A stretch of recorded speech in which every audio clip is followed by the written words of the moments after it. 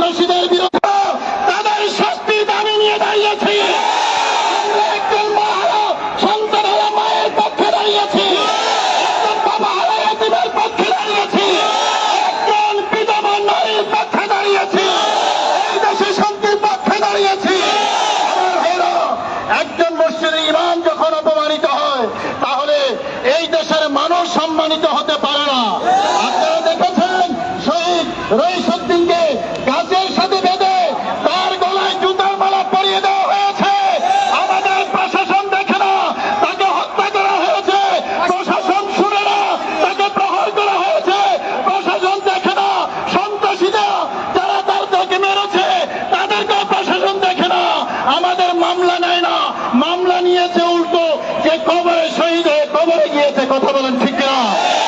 আমরা সে সকল প্রশাসনের যারা আছেন সতর্ক করে দিতে চাই, শহীদ রইসুদ্দিন বিচ্ছিন্ন কোন ব্যক্তির নাম নয়।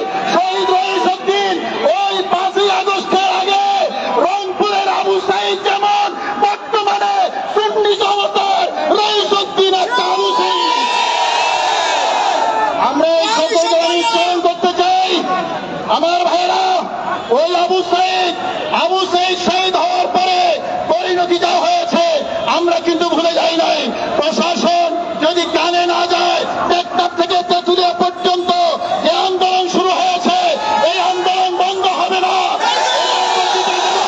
প্রতিটা থানায়, প্রতি উপজেলায়, প্রতি ইউনিয়নে, প্রতি ঘর, আপনার প্রতি গ্রামে, সংসদ থেকে রান্নাঘর পর্যন্ত আমরা এই আন্দোলন পৌঁছে দেব ইনশাআল্লাহ।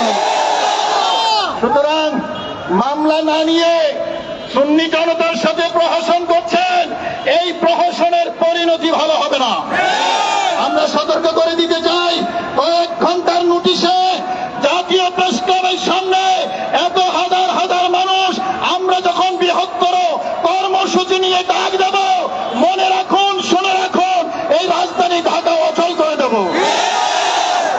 আহলে সুন্নাত ওয়াল জামাত এটা কোনো আজকের নতুন কিছু নয়।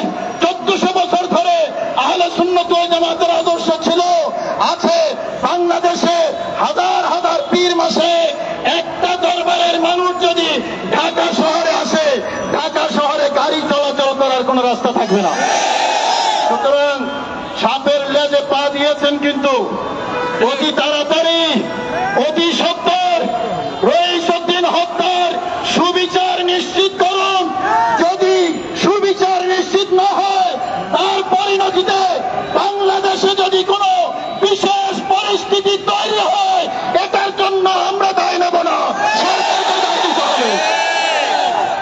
আমার ভাইরা, সুতরাং প্রশাসনের প্রতি আহ্বান জানাচ্ছি, আমার মিডিয়া কর্মী যারা, আপনারা দেখুন সেই পুলিশ, দালাল পুলিশ, উপপরিচালক সে মিথ্যাচার করেছে।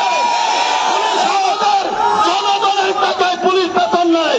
মিথ্যাচার করার জন্য পুলিশ নয়, সন্ত্রাসীদের পক্ষ নেওয়ার জন্য পুলিশ নয়, সব সন্ত্রাসকে পৃষ্ঠপোষকতা দেওয়ার জন্য পুলিশ নয়।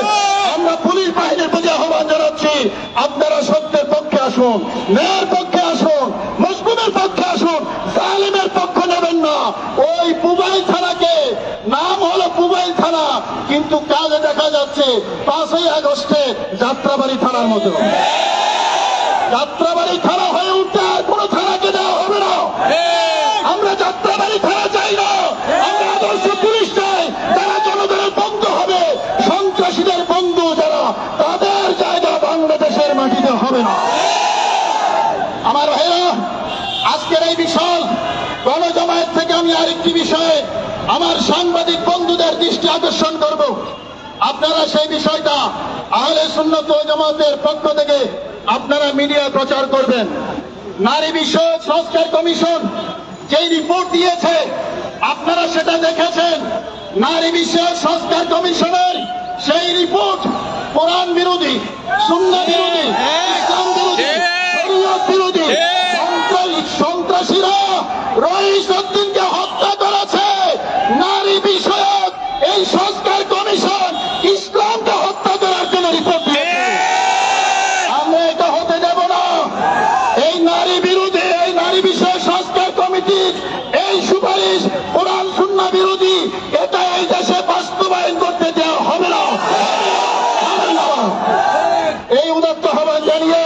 আমি আমার